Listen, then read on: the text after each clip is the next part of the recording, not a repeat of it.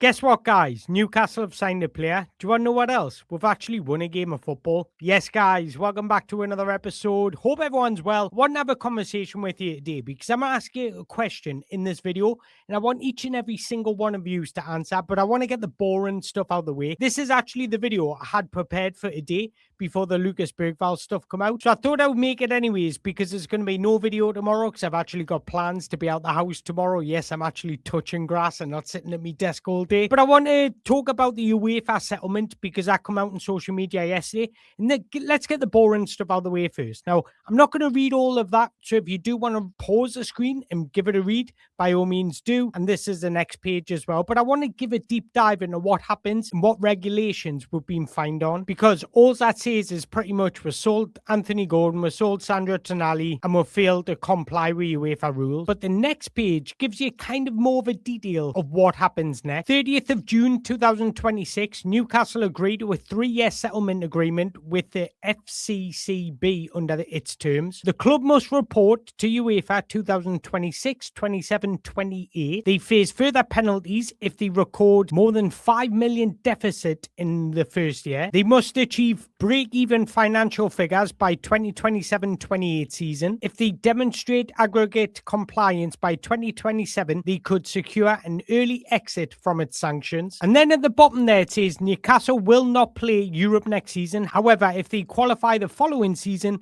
they will not be able to register any new players on the List A for UEFA competitions unless their List A transfer balance is positive. In effect, they risk partial European transfer ban on incoming signings until they meet the conditions. This has already led to a more cautious approach in the current transfer window. And then the bottom of the page said this: Newcastle remains subject to solvency and cost control rules throughout the settlement period. Any further breaches would trigger separate proceedings. And then right at the bottom there, this is where it caught my eye because it said the article highlights the tension between the club's ambition under Eddie Howe and the ownership's financial constraints, with ongoing sales needed to balance the books. Now, the Chronicle have wrote that, already known that we've sold Sandro Tonali and Anthony Gordon, and I just felt like that bottom bit was either not needed, unintentional, or interesting, because the way he's put it, he sees tension between the club's ambition under Eddie Howe and the ownership's financial constraints. And the thing is, with these rules, with the fines that we've been given, even though I think we've only done that because of the rules, so it's kind of shooting yourself in the foot kind of thing. Because of these rules, we can't just go out spending the money that we want to spend. That's just, the rules aren't fit for purpose. They don't allow us to grow, and that's a fact. It's like going into a gunfight with a knife. That's exactly what we're doing, and our hands are tied behind our back. So we are struggling a little bit to bring in those players. So my question to you guys, because at the minute, I feel like our transfer market is a little bit sporadic. Let's be honest. Like, we're getting linked to players that are experienced but overvalued, but then getting linked to players that are undervalued and unearthed gems. And I kind of feel like we need to go in one direction and stick to that direction. So my question to you guys, right, because we've got two choices here. Now, I've just done a Lucas Bergvall video, and some guy in the comments said, why we're buying these players that won't elevate our starting 11, which I understand, titled to his opinion. But then I looked at his previous comment. His previous comment was, let's sell Bruno, let's sell all the stars that don't want to be here, let's bring in some gems under 20 and grow them in the football club. So you can't have one way and not the other, because in that case, you just can't win. So right away, because if you're going after these unearthed gems, you're going to have to expect a little bit of inconsistency.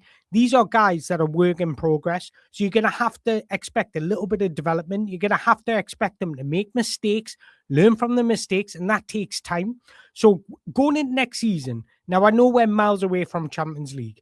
I know we're probably miles away from Europa League unless something drastic happens. We could probably sneak into Conference League, maybe even a top half finish. So would you rather use next season to develop players ready to hit the ground running in a couple of years? Or would you rather bring in players now to hit the ground running to try and get back into Europe next season? That's my question to you guys, because I feel like we need to create a plan, and dare I say it, guys. I don't want to say it, but I'm going to say it. To me right now, and I don't want to judge it till after the window ends, but I feel like we haven't had a plan going in this window, because I feel like we've always knew Anthony Gordon would get sold. I feel like we always knew Sandro Tonali would get sold. We didn't expect this from Bruno. That's okay, but that happens sometimes because your big players will be talked about with other clubs. That's just a fact. That's the way journalists work. So I kind of feel like not deviate from that plan. There will be the odd occasion where an opportunity arises and you kind of think about it. But at the minute, I feel like the plan is just going in different directions. And I feel like are we going this way or we're going this way? C, D, E to A, because eventually we want to get away.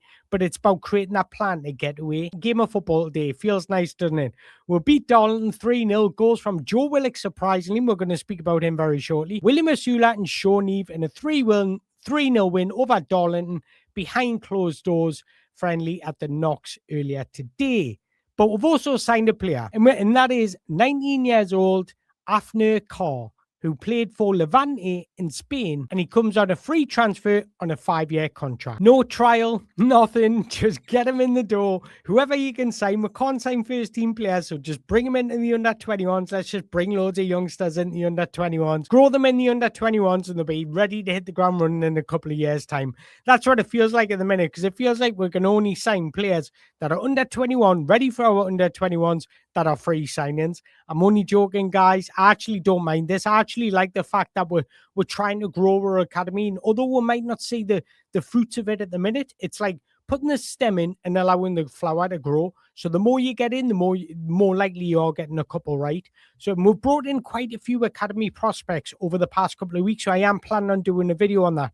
I'm busy tomorrow, so hopefully it'll be out sometime next week. But I actually like signings like this. 6'4" striker, 19 years old, and he's actually flourished in a couple of different environments. So he's had that experience of moving environment, going into a different culture and being able to adapt. So he impressed after a youth spell at Amora FC in Portugal, where he scored 14 goals in 27 games, which earned him a move to Spanish side Levante. He made his category debut and scored his first goal on his debut for Levante under 19s. He's a striker. He's quite mobile for his size. I can't lie about it.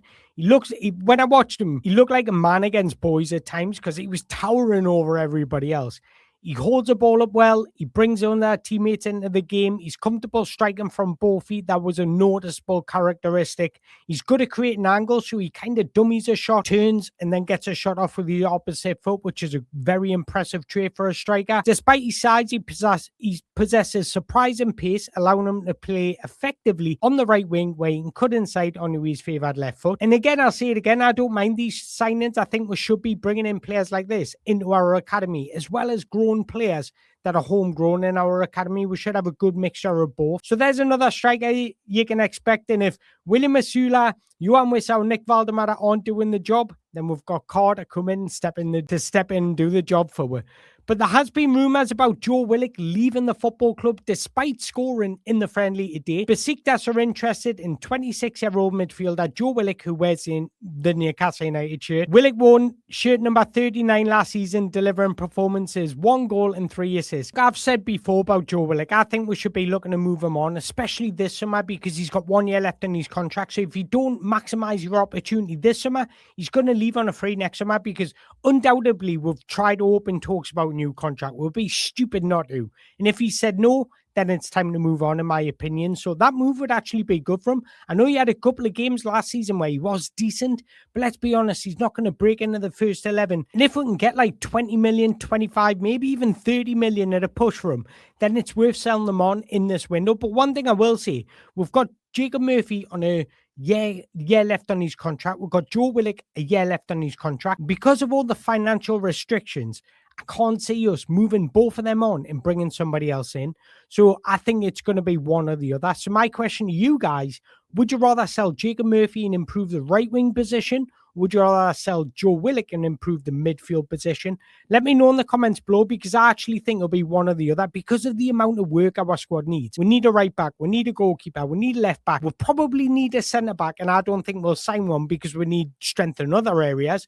We need probably another midfielder, if not 2. I would have liked to see another striker come in, but that's not going to happen. So I just can't see us doing everything we want to do in this window. So let me know in the comments below, would you be happy to sell Joe Willock this summer or not? And what I want to bring your attention is, We've actually been linked to this guy, and I don't know the truth in these links, but we get linked to him all the time. So I don't know if we've just scouted him for a while, but Manchester United and Newcastle United have both approached, which I highly doubt, Hugo Lawson's camp over a potential move.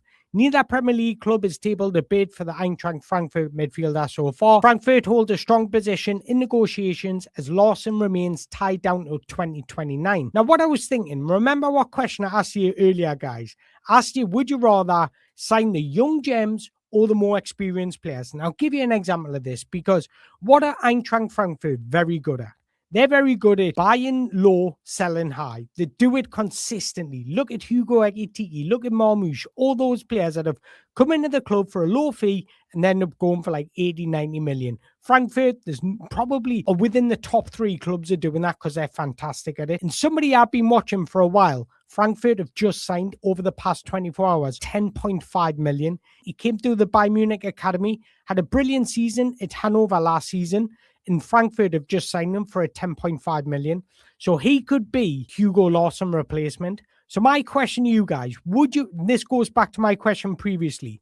This is a perfect example. Would you rather sign the Noel Ezeko, who's very inexperienced, very raw, needs a little bit of development, will make mistakes, but has got a bigger ceiling? Would you rather sign him for the here and now and development in the 11? And again, we've actually in a good position, because I always say this, when you're looking to sign these unearthed gems, let's call them, you want a spine of your team there. We've already got Bruno, if Bruno stays, Joe Linton, Jacob Ramsey, Lewis Miley, who are all starters above this player. So he can just learn on them, kind of like an understudy. And you get to use him as a bit part player for over a year. And then next season is where he really flourishes. So that's when you want to bring in these players. That's when there's a good time. When you've got your spine of your team ready, that is a good time to bring in these players. I do think we need number 6. So if we brought in a midfielder that's an unearthed gem, I do 40 million, let's say, or would you rather go out and just go and get these while they're young at 10.5 million? Because 10.5 million for the season he had last season is excellent. And I'll show you guys, I was speaking about him on May the 4th, which is my birthday, and there's me tweeting about him on the 17th of January 2024. So like, I've watched this guy in the academy, came through the Bayern Munich Academy, played for Germany under, well, at all youth levels, should I say. He had a brilliant loan spell at Hanover last season, and I highlighted how well he was doing and actually said if PSV have a good relationship with Bayern, which they do, they should go out and loan him. But it just so happens that Frankfurt signed him. So he is one of those very versatile, all-action-packed midfielders, somebody that can receive possession, navigate tight spaces. As you can see, he's averaging 3.15 dribbles per 90. Get into tackles, he's averaging 1.8 tackles per 90.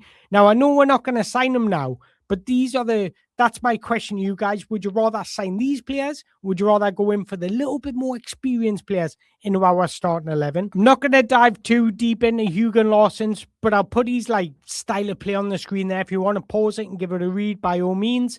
And I'll put his weaknesses on there as well. But he's 22.